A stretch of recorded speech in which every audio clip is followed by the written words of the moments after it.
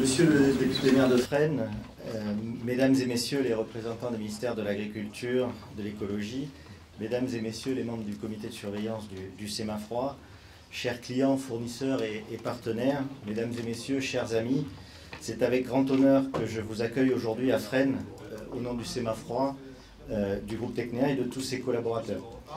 Je vous remercie d'être venus si nombreux et parfois de très loin. Nous avons des amis qui arrivent d'Italie, d'Espagne, d'Allemagne. Il y a 2 ans, nous étions réunis ici même, alors pas dans cette salle qui n'était pas encore construite, mais dans le hall d'essai aujourd'hui remplacé par des laboratoires, pour inaugurer le laboratoire André Gac. André s'excuse de ne pouvoir être là aujourd'hui, il est parti en vacances et il avait réservé ses billets il y a très longtemps, mais je vous rassure, il suit attentivement ce qu'on fait, nos développements, et il nous apporte toujours ses remarques et ses conseils sur ces activités qui lui tiennent très à cœur, je peux vous l'affirmer. Le froid est aujourd'hui une technologie invisible et méconnue, mais omniprésente, du champ à l'assiette, du laboratoire à l'hôpital, de l'hélium liquide au point triple du gallium, de Paris à New Delhi, de la Terre à la Lune et bientôt jusqu'à Mars. Le froid est omniprésent, mais a encore beaucoup à conquérir. Denis Maire de l'Organisation mondiale de la santé, l'OMS, écrivait dans la Revue générale du froid de janvier 2016 que 70% des vaccins sont détériorés peu ou prou par la chaîne du froid avant d'être utilisés. C'est aussi l'OMS qui estime que depuis 1930, grâce à la chaîne du froid, on a fait baisser de 90% les cancers du tube digestif aux États-Unis. C'est aussi ça qui explique qu'on a encore une grande différence d'espérance de vie entre des pays comme l'Inde ou l'Europe. Les thérapies innovantes cellulaires sont des technologies qui aujourd'hui nécessitent du froid, de plus en plus de froid, des températures différentes. Aujourd'hui, pour transporter les cellules, on est au-dessous de moins 150 degrés et on a besoin du froid dans toutes ces applications. Dans l'alimentaire, c'est la même chose. Si 70% de ce que nous consommons est passé par la chaîne du froid, dont à peu près 20% à des températures négatives en surgelé, les pertes liées à l'absence ou à la mauvaise chaîne du froid restent encore importantes, en dépassant 40% dans certains pays.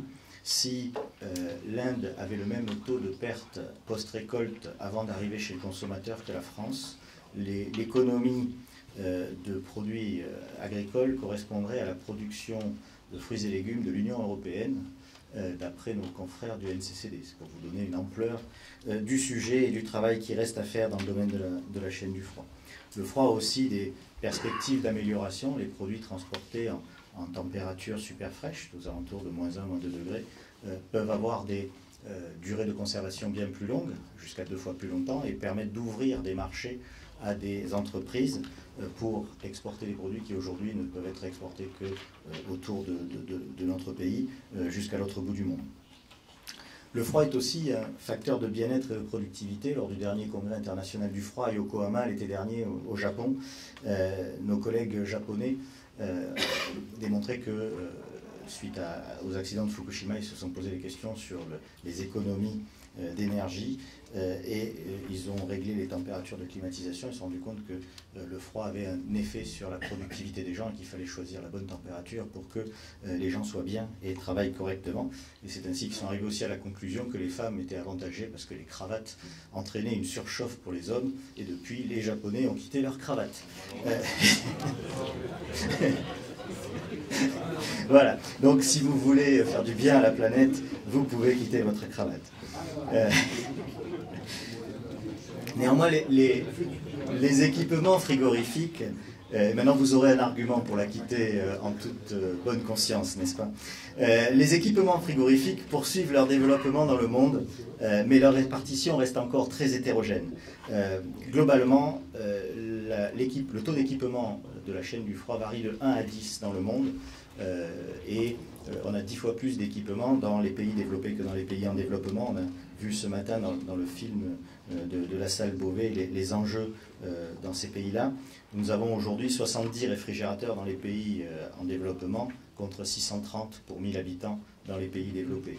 Nous avons 20 mètres cubes de stockage sous température dirigée dans les pays en développement pour 200 mètres cubes, toujours pour 1000 habitants, et un camion frigorifique pour 450 habitants en France, là où nous en avons un pour 4500 habitants en moyenne dans les pays en développement, et dans certains pays comme l'Inde, on a un camion pour 150 000 habitants. Donc encore des perspectives de développement. Le froid artificiel est aussi un gros consommateur d'énergie. Il consomme plus de 17% de l'électricité mondiale et il impacte encore sensiblement l'environnement avec des fluides frigorigènes à fort potentiel de réchauffement global. On en a entendu parler ce matin. Mais le froid a fait d'énormes progrès depuis 20 ans et il est à la veille de changements technologiques encore à venir avec dans la continuité, mais aussi sans doute avec des ruptures technologiques, des ruptures sur les fluides, des ruptures sur les machines. De nouvelles technologies reviennent au goût du jour. On connaît en gros toutes les technologies de production du froid depuis un certain nombre d'années, mais on revoit arriver le froid magnétique, les éjecteurs, les systèmes absorption, et ce sont là aussi des innovations sur les isolants, on en a parlé ce matin. Le froid n'échappe pas non plus à la révolution numérique, à l'Internet des objets, au Big Data. Le froid 3.0 devient chaque jour une réalité. Froid service, froid connecté, froid performant, froid certifié. Le froid est plus que jamais d'actualité dans notre société. Au Semafroid, nous pensons encore aujourd'hui que le froid est la garantie indispensable de qualité et de sécurité pour l'alimentation, la santé et le bien-être des populations. Et il doit contribuer au progrès de notre société dans le respect de l'environnement pour nourrir et soigner 9 milliards d'hommes que nous devrions être en 2050. Depuis plus de 60 ans, le CREGR, puis le CERAFER, puis le CETEGREF, qui est devenu le CEMAGREF en 81 et qui est depuis 2000 le Semafroid, accompagne les professionnels du froid dans cette mission. À la suite des tunnels d'essai du CNRS à Meudon, depuis 1955, nos laboratoires d'essai, créés par André Gac, ont permis de mettre en œuvre les premières réglementations sur la chaîne du froid. On oublie souvent que la réglementation française de 1952 sur le transport sous température dirigée, alors que les premiers camions frigo sont arrivés en Europe en 1947, est devenu en 1970 l'accord sur le transport des denrées périssables de l'ATP. Et ce sont nos laboratoires qui ont certifié et testé les premiers engins isothermes, frigorifiques, calorifiques ou réfrigérants, et qui ont décerné les premières classifications A, B, C, devenues les FRC, FRA, etc., que vous voyez sur les camions qui sont exposés dans la cour. Ce sont nos laboratoires aussi qui ont permis de certifier séparément les caisses et les groupes. Ce sont des protocoles d'essai qui ont été développés ici, qui ont permis de tester les véhicules en service à 6, 9, 12 ans. Plus récemment, de développer les essais des groupes multitempératures, des groupes cryogéniques qui restent encore à valider, ou des emballages sur lesquels on travaille actuellement et qui servent à délivrer les produits alimentaires. Ces développements ont permis l'élaboration de normes, de réglementations, puis de labels, de certificats qui sont aujourd'hui mondialement utilisés et reconnus, et on continue d'en développer au service de l'ensemble de la profession. Au cœur de cette filière d'excellence, le Semafroid permet et permettra de garantir la conformité et la performance de la chaîne du froid ou des systèmes de climatisation et de réfrigération par son expertise indépendante. C'est notre mission depuis plus de 60 ans pour la sécurité de la chaîne alimentaire et de notre filière de santé. Le Semafroid apporte aux professionnels et aux industriels son expertise indépendante pour le choix, la gestion, le suivi de la chaîne du froid, de la climatisation, de la réfrigération. Pour faire cela, on fait des essais, on teste, on vérifie, on évalue, on qualifie, on certifie les équipements et les solutions, et on forme les hommes qui les utilisent, parce que le meilleur matériel, s'il est mal utilisé, n'a pas grande utilité. Et le facteur humain reste prépondérant. Nous nous efforçons chaque jour au Semafroid d'améliorer les performances économiques et environnementales de nos clients et de réduire leurs risques. Dès lors qu'on parle de sécurité sanitaire ou alimentaire, le risque est un élément majeur. Et pour faire tout ça, nous développons des valeurs d'indépendance, d'impartialité, de qualité, et nous veillons à travailler de manière réactive, et c'est pour ça que nous avons besoin de nouveaux équipements. Le marché du froid est européen et mondial. Nombre de nos clients le sont également.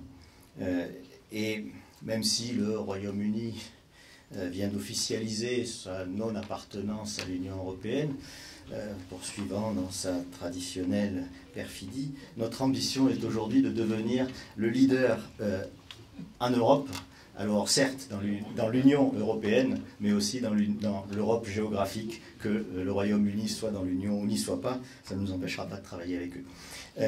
Le Semafroid apporte aujourd'hui aux professionnels par son expertise indépendante une garantie de performance à travers différents pôles d'activité, un pôle d'expertise et d'essai sur les bases techniques, un pôle certification et inspection, et il complète cela par un pôle de formation des hommes qui utilisent du froid et qui ont besoin de compétences en la matière.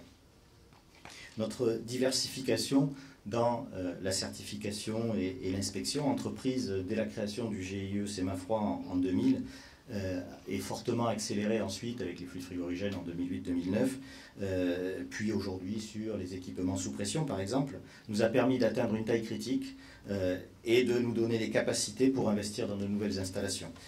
C'est un élément majeur pour pouvoir continuer et progresser. On a besoin de moyens d'essai, de plateformes d'essai, mais aussi de moyens informatiques, de plateformes informatiques. Et le groupe Semafroid poursuit son développement avec de nouvelles prestations, des prestations de vérification d'outillage par exemple, ou de recensement des installations sous pression, dans le cadre d'une directive européenne sur la sécurité des équipements sous pression. On continue aussi sur le développement des prestations dans le cadre de l'inspection des installations classées, toujours dans le domaine du froid, au titre de l'environnement, ou les audits énergétiques réglementaires, toujours dans les applications qui sont notre cœur de métier, qui est la chaîne du froid et la réfrigération. Ces nouvelles prestations ont permis au Semafroid de développer sa clientèle. Aujourd'hui, nous comptons, et vous en êtes, et on vous remercie d'être là, plus de 5000 clients, entreprises et établissements dans le monde, une grande partie en France, depuis des TPE, unipersonnelles, jusqu'aux multinationales internationales, et vous représentez toutes ces tailles d'entreprises, et nous vous remercions. En 2015, le chiffre d'affaires facturé à l'étranger du Semafroid a doublé, et c'est aussi une de nos ambitions de continuer ce développement international. Nous travaillons actuellement à la mise en place de l'ATP en Afrique du Sud, au Maroc ou en Tunisie, au développement de la chaîne du froid en Inde, avec un partenariat avec le NCCD depuis 2013 et la formation chaque année d'une trentaine de cadres supérieurs de la fonction publique et des entreprises privées indiennes. Mais nous travaillons aussi dans des projets européens sur le développement des réfrigérateurs à froid magnétique avec des Anglais, des Italiens, des Néerlandais. Et plus ponctuellement, nous travaillons avec de nombreux pays du monde, que ce soit avec des fabricants ou avec des utilisateurs. Ce sont aujourd'hui une soixantaine d'experts, docteurs, ingénieurs, techniciens, qui au Semafroid apportent chaque jour leur expertise à vous tous et à tous nos clients. Nous avions 300 clients en 2005 et nous vous remercions pour ceux qui nous ont rejoints depuis, et nous remercions aussi ceux qui nous ont été fidèles depuis plus de 60 ans. Aujourd'hui, nous regroupons une expertise avec des parcours variés et complémentaires, des experts qui viennent de l'agronomie, de la pharmacie, de la mécanique, de la thermique, et qui viennent aussi de différentes origines. Nous accueillons chaque année un certain nombre de stagiaires. On a parlé tout à l'heure du partenariat avec la salle et des étudiants africains, mais on a actuellement des ingénieurs qui viennent d'Asie, qui viennent d'Afrique, qui viennent d'Amérique, et qui essaiment ensuite ce que nous pouvons leur apprendre pendant leur séjour au Semafroid, mais qui nous apportent aussi de leur culture et de leur parcours. Le laboratoire André Gac, inauguré en 2014, a nécessité plus de 3 millions d'euros d'investissement, mais il a déjà fait la preuve de son utilité et de son efficacité. Il nous offre de nouvelles capacités d'essai et de nouvelles possibilités d'essai sur des essais différents. Le laboratoire est totalement accrédité, nous étions accrédités sur Antony, nous avons accrédité l'ensemble de nos essais ici, à la fois par le COFRAC, mais aussi par l'Organisation mondiale de la santé, avec des performances très sensiblement améliorées. Les tunnels nous permettent de réaliser plus d'essais et des nouveaux types d'essais. La mise en service de la boucle CO2 sur nos laboratoires, qui nous permet d'atteindre moins 40 dans un tunnel de grande dimension, de 17 mètres de long. C'est-à-dire que nous sommes capables de mettre une semi-remorque de moins 40 à plus 55 degrés avec des régulations d'hygrométrie et de température. Depuis 2013, on a déjà réalisé plus de 430 essais d'isothermie dans le tunnel numéro 1 et 250 essais d'efficacité. Nous avons également réalisé plus de 50 essais de machines frigorifiques, des essais d'homogénéité de température et différents essais sur les engins de transport. Nos laboratoires de métrologie qui ont déménagé en 2012 ont depuis élargi leur gamme de prestations. On a déjà fait 2 fois plus d'étalonnage d'enregistreurs et 5 fois plus d'étalonnage de thermomètres en métrologie légale que nous en avions réalisé sur les 7 dernières années de notre site d'Antony. Et nous sommes désormais accrédités pour les températures depuis moins 196 degrés, la température de l'azote liquide, jusqu'à 80 degrés qui sont les températures utilisées dans la pharmacie et dans l'alimentaire couramment. L'activité de métrologie légale se développe aussi sur les thermomètres, les petites étiquettes vertes que vous trouvez sur les pompes à essence et sur les balances, ça existe aussi pour les thermomètres au Semafroid. Le laboratoire d'essai des emballages a également élargi ses prestations avec une nouvelle cellule qui nous permet de réaliser des cycles de température répondant aux attentes des clients, mais aussi pour la préparation des emballages, des produits. Et sur l'ensemble de la chaîne du froid, au total, depuis 2012, nous avons réalisé 2 fois plus d'essais d'emballage de produits de santé et 3 fois plus de qualifications d'enceintes climatiques que nous en avions réalisé sur Antony. La construction des nouveaux laboratoires s'est poursuivie. Il ne suffit pas d'avoir une cellule d'essai. À l'intérieur, nous avons de nouveaux outils de métrologie, de nouveaux automates qui sont des développements internes du Semafroid. Et ces développements permettent d'automatiser les essais, de réduire leur durée, d'améliorer leur performance, de sécuriser les données, de réduire nos incertitudes de mesure, tout en augmentant la fiabilité des laboratoires. Si le tunnel mis en service en 1955 avait un gros avantage, c'est qu'il ne nécessitait plus la permanence d'une présence humaine pour travailler, maintenant nous pouvons envisager de travailler dans les prochains mois, 24 heures sur 24, en automatique sur un certain nombre d'essais. Pas sur tous, mais sur un certain nombre. Le laboratoire d'essais de groupe sur Antony, avec ses 3 cellules, a définitivement fermé en août 2015, et donc depuis maintenant quasiment un an, toutes nos installations d'essais sont réunies sur nos 2 sites de Bordeaux et de Fresnes. Le site d'Antony a fermé après 5319 essais d'isothermie et 2251 essais d'efficacité. Au total, ce sont plus de 10 000 essais qui ont été effectués sur le site d'Antony. Nous avons testé 870 groupes frigorifiques. Pour ceux qui connaissent le métier, ça donne quelques dimensions de ce qui a été fait, mais vous pouvez aussi comparer ça à ce que nous venons de faire depuis 3 ans sur le site ici. En quittant Antony, le Semafroid avait aussi laissé une cellule d'essai de meubles frigorifiques, alors qui ne nous appartenait pas, qui appartenait au Semagaf, mais que nous partagions avec Irstea. Et nous avions repris en 2012 les essais de meubles frigorifiques, abandonnés en 2004 face à une demande croissante des fabricants, des utilisateurs, mais aussi des consommateurs et des organismes de régulation. C'est pourquoi, à la suite de la mise en service des tunnels d'essai en 2013 et 2014, le Semafroid a décidé d'étendre le laboratoire André Gac et de se doter d'un laboratoire d'essai de meubles frigorifiques performant et indépendant. Rêvé depuis plus de 10 ans, préparé depuis 5 ans, le projet a été lancé en 2014. Il visait à doter le Semafroid d'un laboratoire d'essai à basse vitesse. On ne travaille plus à 1 ou 2 mètres secondes comme pour les essais de véhicules, mais aux alentours de 0,1 mètre seconde. On reproduit ce qui se passe dans un magasin, dans un supermarché. Que ce soit en termes de vitesse d'air, en termes de rayonnement. Les murs sont spécifiques. Vous pourrez voir dans la visite qu'on a tout un tas de règles sur l'éclairage aussi. On a un éclairage qui est lié à ce qu'on trouve en distribution. Et ce laboratoire permet de tester des meubles à groupe logé, dont on a parlé ce matin, aussi des meubles à déporter, avec tous les différents fluides, puisque nous avons les fluides actuellement utilisés, le 134A, le 404, mais nous pouvons tester au CO2, des groupes aux hydrocarbures, des groupes utilisant les différentes technologies de production.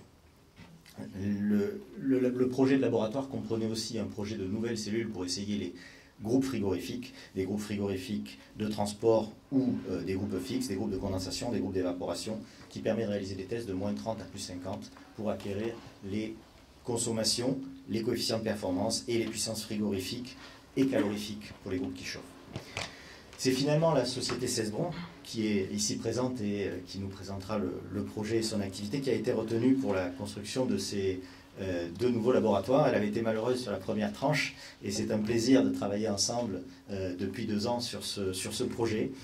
Cesbron est une belle ETI et une belle réussite française en matière de froid et surtout avec son département des produits innovants qui est représenté par donc François Vasse, le président de Cesbron, et Christian Rabin, le pilote des projets spéciaux, que je remercie d'avoir accepté de venir aujourd'hui présenter. Cesbron a depuis rejoint le groupe EDF et Dalkia, mais ils vous diront ça mieux que moi. Pour ces laboratoires, nous avons fait aussi, comme pour les précédents, le choix de la performance environnementale et économique et énergétique. Nous avons continué sur les boucles développées au CO2 et à l'ammoniac, des fluides naturels, confinés, une boucle de distribution, 2 boucles, une boucle à l'eau glycolée, une boucle au tempère pour les très basses températures, et nous avons aussi travaillé sur l'insonorisation des machines comme des cellules.